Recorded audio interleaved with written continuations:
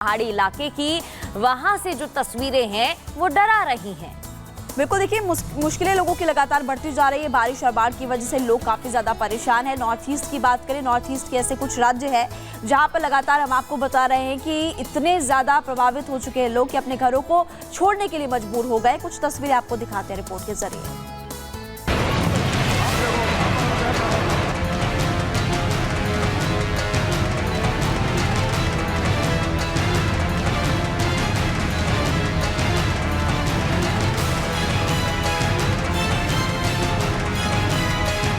इस वक्त पूरे देश के आसमान में मानसून के बादल छाए हुए हैं, जो पूरी शिद्दत से देश को डुबोने पर आमादा है। जिस मानसून के इंतजार में लोग पलक पावड़े बिछाए थे, उसके सितम से लोगों का ऐसा हाल बेहाल हुआ है कि इस आसमानी कहर से बचने के लिए पूरे देश में दुआएं मांगी जा रही हैं। हालात ये है कि इस आसमानी आफत के चलते पूरे देश में आपातकाल सा लगा नजर आ रहा है। क्या पूरब और क्या पश्चिम, क्या उत्तर और क्या दक्षिण, बारिश ने पूरे देश की सीमाओं को जैसे एक कर दिया है। कहीं बारिश से सड़कें लबालब हैं, तो कहीं गाड़ियां बारिश में कागज के नाव की तरह पानी में तैरती दिखाई दे रही हैं। आलम यह है कि अब बारिश से लोगों को जीना मुहाल हो गया है। खासकर महाराष्ट्र की सूरत तो बारिश ने ऐसी बिगाड़ी है, जिस माया नगरी का मुंह लोगों के सिर पर 24 घंटे सवार रहता था और ये शहर 24 घंटे रफ्तार पर झूमता था। अब उस शहर में सब कुछ थमा थमा सा है। ये तस्वीरें उस माया नगरी के अंधेरी इलाके का है, जहाँ देश विदेश से नामी कंपनियों के ऑफिस दफ्तर हैं। लेकिन यहाँ आने जाने वालों के रास्ते पर पानी ने ऐसा पहरा बिठाया कि इधर उधर जाने की हिम्मत अब अच्छों की नहीं है। ये तो सिर्फ अंधेरी सबवे की तस्वीरें हैं। मुंबई के ज्यादातर इलाकों का हाल यही है।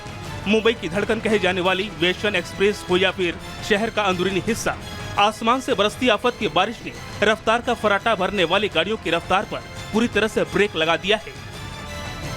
मुसीबत ये है कि मुंबई की जो हालत आपको इस वक्त दिखाई दे रही है, आने वाले 16 तारीख तक यहाँ के हालात और बिगड़ सकते हैं, क्योंकि मौसम विभाग ने जो 16 जुलाई तक के लिए देश में मानसून की स्थिति को लेकर अलर्ट जारी किया है, उसमें मुंबई रेड अलर्ट जोन में है। मौसम विभाग के मुताबिक 16 तारीख तक सेंट्रल महाराष्ट्र में भारी बारिश हो सकती है, जबकि महाराष्ट्र के घाट क्षेत्रों में बारिश तबाही ला सकती है।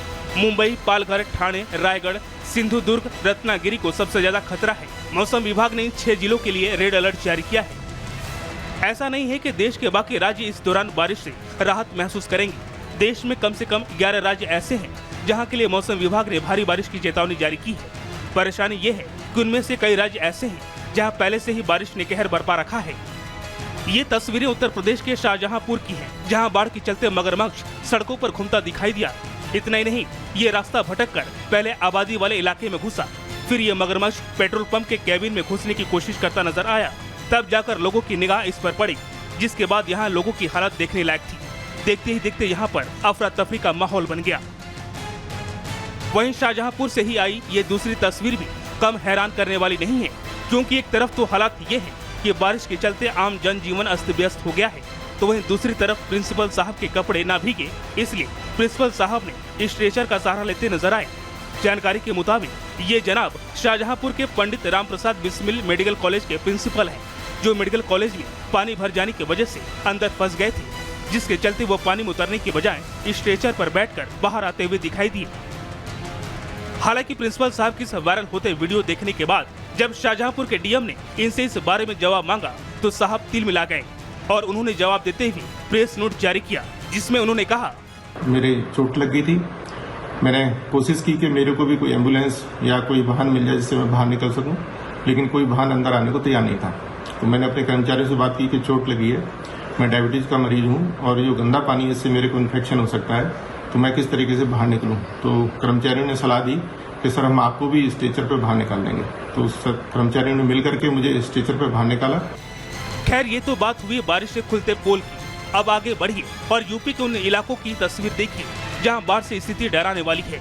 ये तस्वीरें श्रावस्ती जिले की है, जहां राप्ती नदी खतरे के निशान से 43 सेंटीमीटर ऊपर बहने के साथ ही उफान पर भी है।